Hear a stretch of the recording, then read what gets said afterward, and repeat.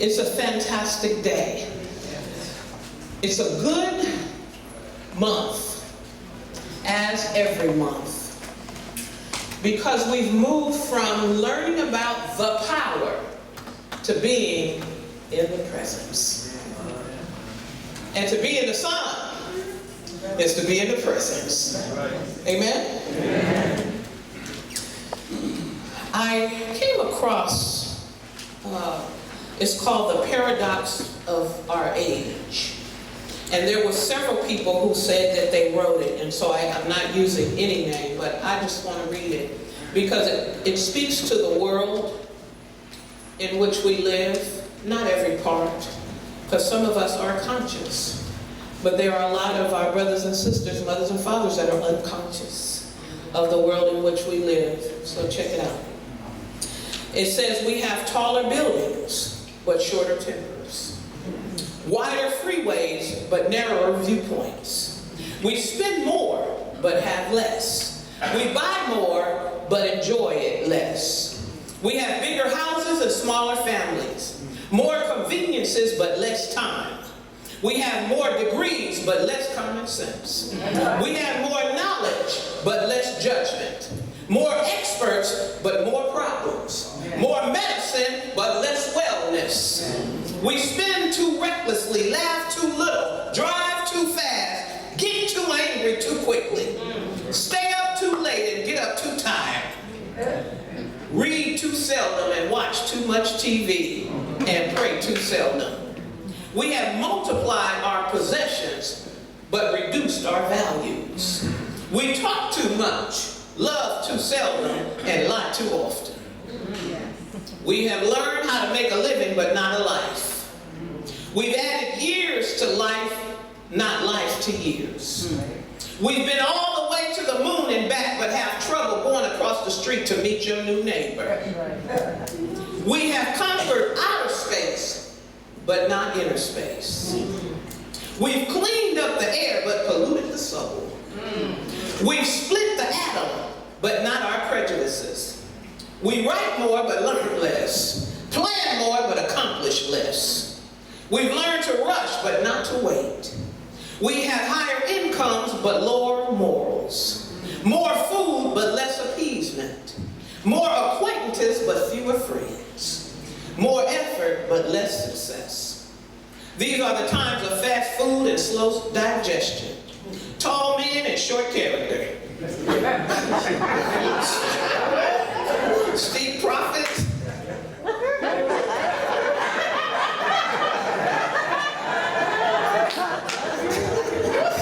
Steep profits, but shallow relationships. These are the times of world peace, but domestic warfare.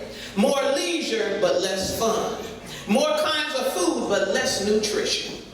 These are the days of two incomes, but more divorce. Of fancier houses, but broken homes. It's time, it is a time where there is more in the show window and nothing in the stock room. So that means we got people that's showing up, looking good, got nice titles, but in here and in here, it don't measure. We have the opportunity right here, right now, today, to change the world in which we live. It says where two or more are gathered, there the Spirit of God is in the midst, and we can lift up the truth and allow that truth to set our world free before we hand it over to our babies. Amen? Amen. Our theme this month, being in the presence. Our textbook study is the second intro, the way it works, and then our scripture is open. To be or not to be, that is the question, saith William Shakespeare in the play The Hamlet. Whether it is to be noble in the mind or to suffer the slings and arrows of outrageous fortune, or to take arms against a sea of trouble, and by opposing end them. We have the opportunity today to end a whole lot of our troubles and our problems by being in the presence of God and allowing God to work it out. All we need to be is a vessel.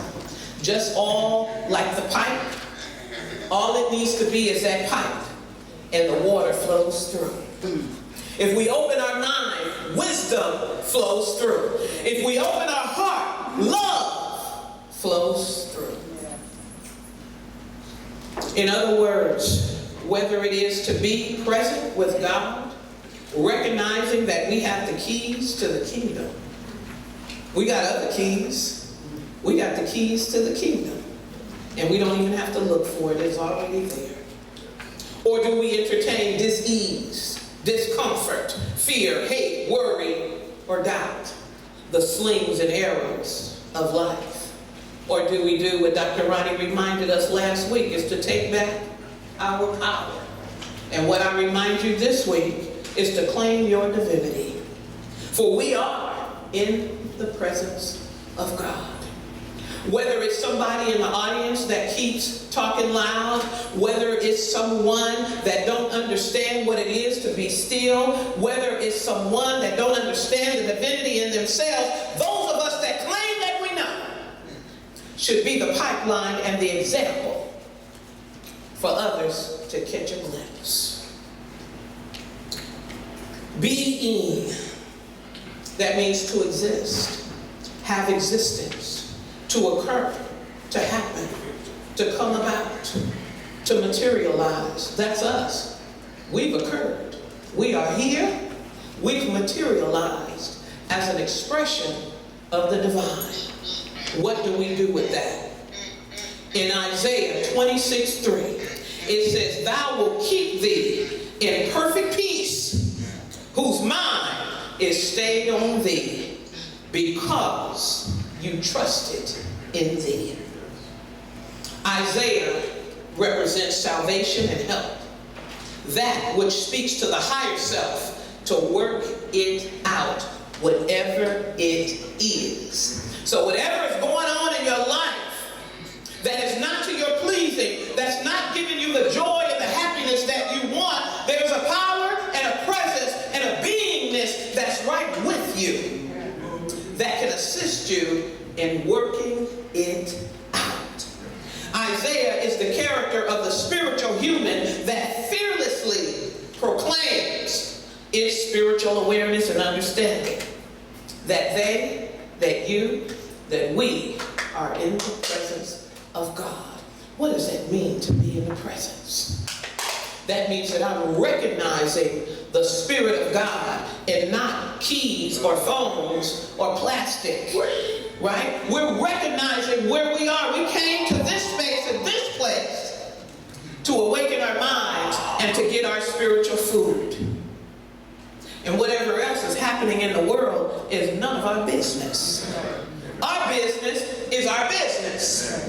And everybody else's business is their business. We get so distracted so easy. That should not happen when you're in the presence of God. God should have all your attention.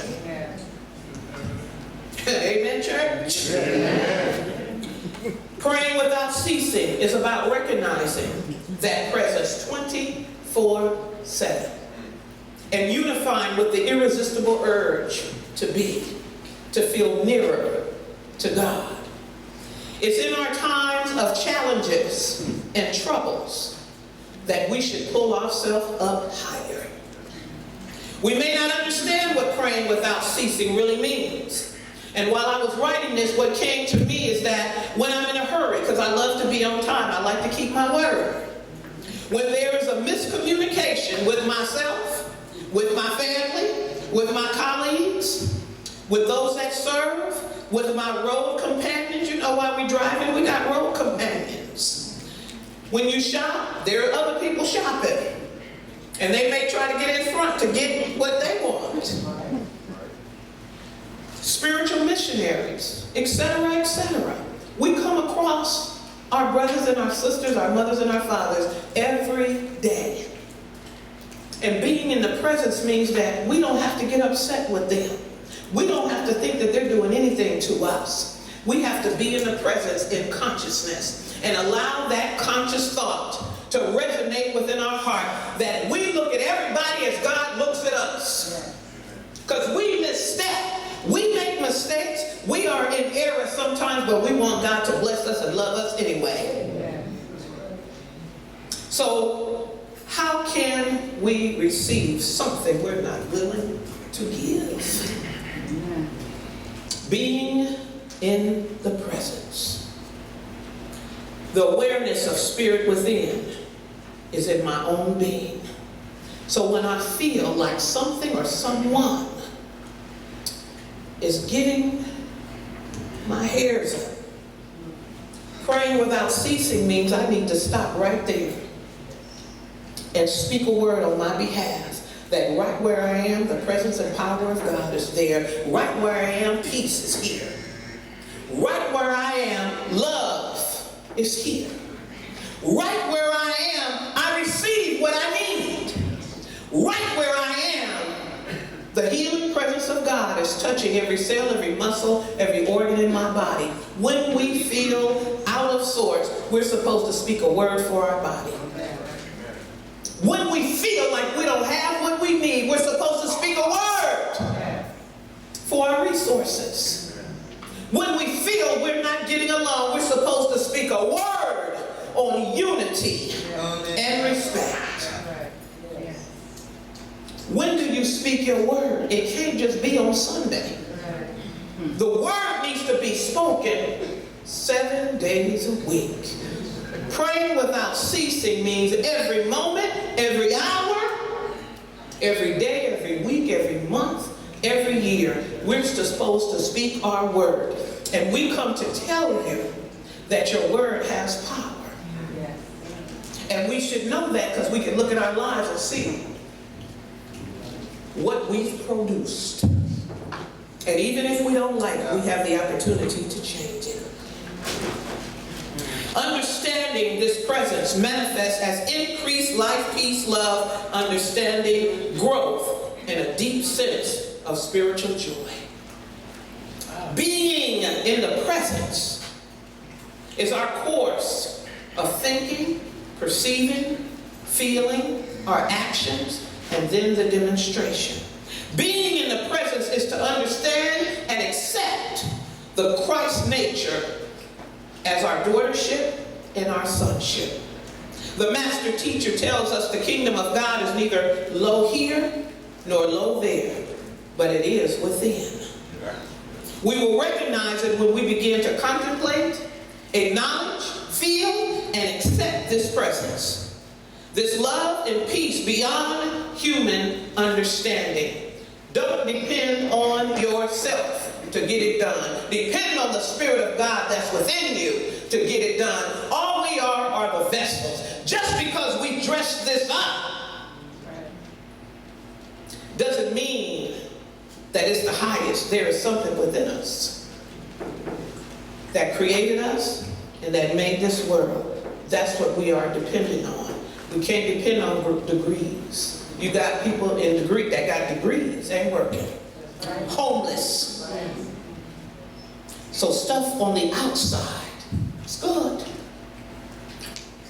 But eternal life means that we concentrate on what's on the inside. Goldsmith tells us there is no external, outer change without an inner development. We have to have an internal action going on before the outer can demonstrate it.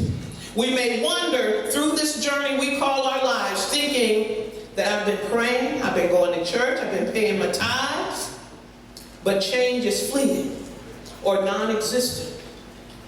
Why this deity that we call God, Father, Creator, why isn't it doing something for me now?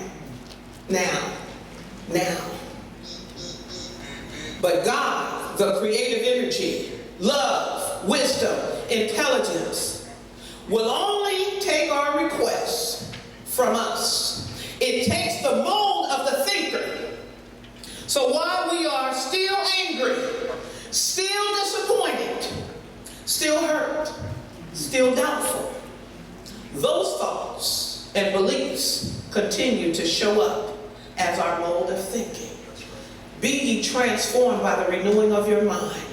Any unforgiveness that you're holding on to, anybody that we're blaming for anything in our lives, any hurt that we continue to drag with us through life, that's your blessing blocker. It's not that God don't want to bless you, but God set up the law to only take what you order. Go to a restaurant, go to a dress shop and order something and they don't give you what you ordered. All double E, double hotsticks will take place with you. We call and we fuss it out. But what about the order that we give, the thoughts that we give for our own lives? That's right. That are not in order with our daughtership and our sonship. We have more power than we think. And this is what these Sundays is all about, is reminding of just how powerful we are. We have the power to change not only our lives, our families, and the world in which we live. Being in the presence means you recognize that thing that created all things. Yes. Yes. Again, there can be no external change without an internal development. No outer development without an inner expansion. Our broadening of our inner vision for our lives is dependent on how big the picture gets. Simply being in the presence, realizing our spiritual existence, is to be in the presence of God, the Creator. To hold our God-beingness would require us to hold our peace, our health, our wholeness, our joy, our happiness, our truth, and our wisdom from on high. Hold it like you hold those phones. Hold it like you hold your purse. Hold it like you hold your wallet. That stuff that holds the stars, the moons, the sun, the planets, that infuses the animals, they don't have to come to church nor take classes. They know what to do, when to do it, and how to do it. They are survivors. Even an animal that seem to not have been fed, you will see them going, wandering around, but they looking. It says, ask, seek, and knock. The trees have enough sense to release the old, be barren for a minute, and wait for the new. And here we are, the greatest of God's creation, wandering around like we don't know what to do or how to do it. That beingness that shows up as seasons. There's a wisdom circulating in us and all around us. Can we use it for our greater good? So being in this presence is not us giving power to our challenges. Our challenges shows up just to show how much we've acquired in our spiritual growth. And when it's challenging, that means you need to sit down and be still a moment. That means you need to interflect within the power to bring it out. Challenges come to defeat you. Challenges come to help you grow. And let our baby talk. He feeling this. Right? That's my cheerleader over there today. So being in the presence is being transformed, renewed, and remove those things that block your good. All the things that we are growing through, they will persist and show themselves as long as they are believed in. Nothing can exist if there is not a believer in it. The blame game is the greatest creator of belief in outside sources, when everything is an inside job. Yesterday has nothing to do with today unless we bring the past into our new moment. To be in the presence means, yes, that happened. Let the dead bury the dead. Let the past be just that. This is a brand new moment, an opportunity to have a brand new thought, to move your moment.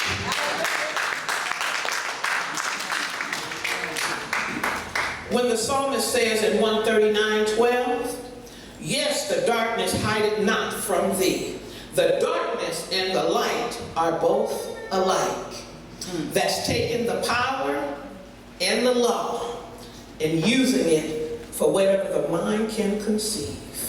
So I can use water to drown myself or to quench my thirst. I can use fire to burn myself, and I got a lot of burns. Because I don't use gloves. I just go in the oven because I'm bad like that. And I just pull it out. But I'm saying the oven, the fire can either warm us or burn us up. We have the power to use the way that we want, but it's only being in the presence that allows us to experience the divine scheme of things. Our beingness, however we choose to be, is operated upon the same law. Just to worship on Sunday, take a class on Wednesday, and a workshop on Saturday, it is the building of our lives, but remember, we got 4 more days. 7 days a week, we should call out our good. And if you say something enough, you'll start to believe it.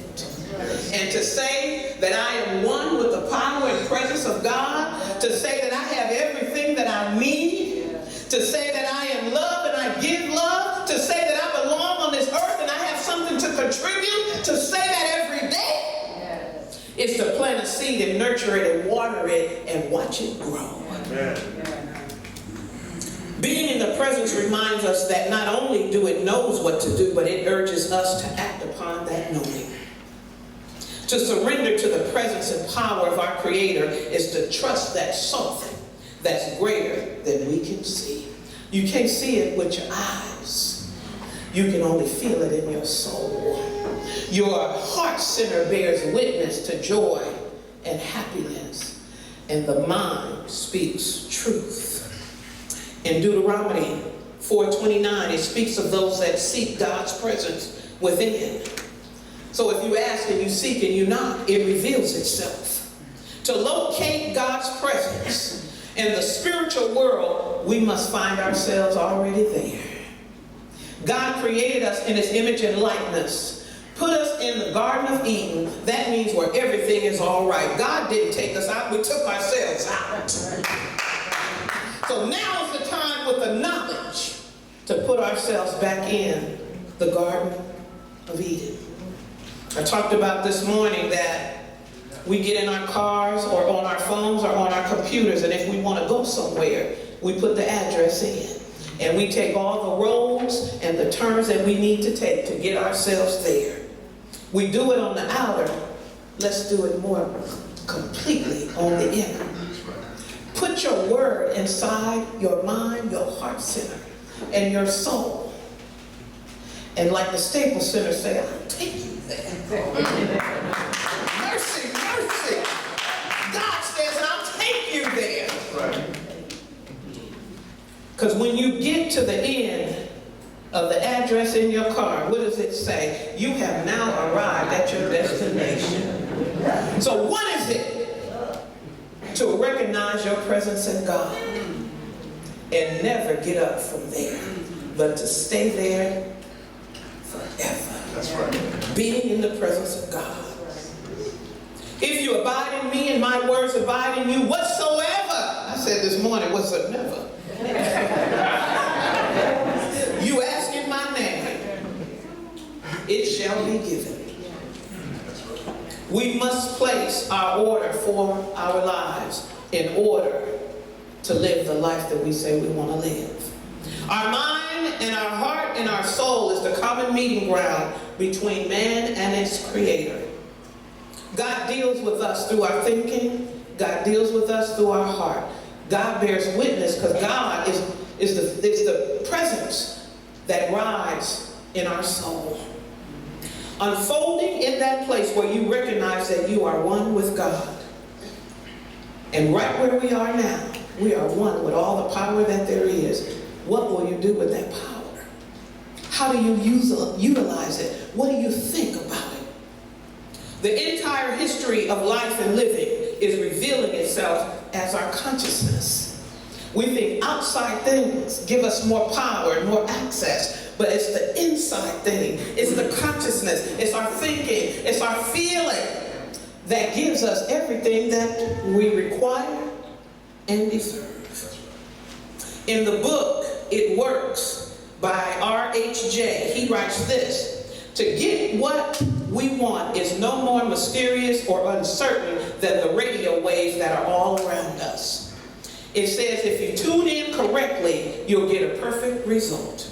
But to do this, it is of course necessary to know something about the equipment you're working with and then have a plan of operation. If you don't know how the mind and the heart works and how this law that serves us, if we don't study and know how it works, it can get you. So know your equipment. You got a mind that can think anything and accomplish anything. God set it up like that. You got a heart that can love anyone and everyone. God set it up like that.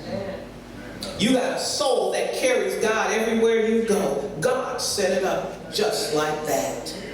Being in the presence is recommitting, reuniting with the Father to the conscious awareness and awakeness and understanding without hesitation, carrying in mind the principles of spiritual living.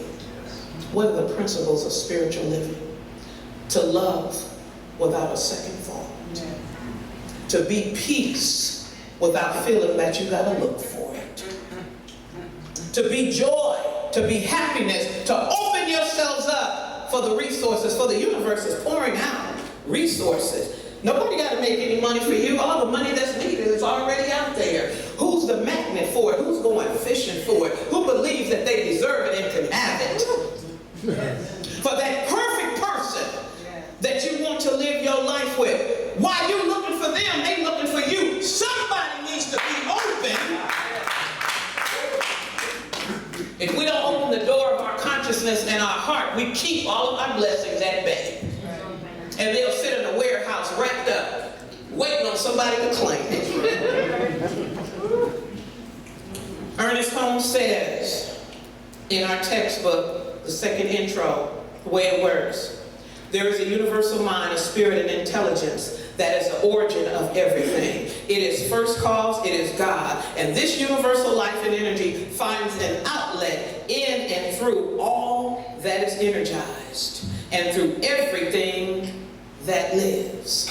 So if we're energized and we're getting up for God and we're being in the present, God uses us like it's never used us before.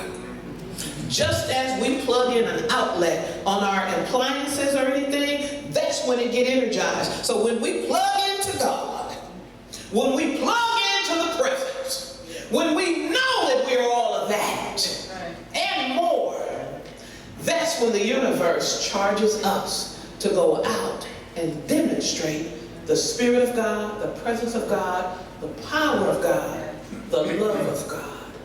That's when we put it to work, when we're open and receptive, mainly when we are being in the presence. Amen? And so it is.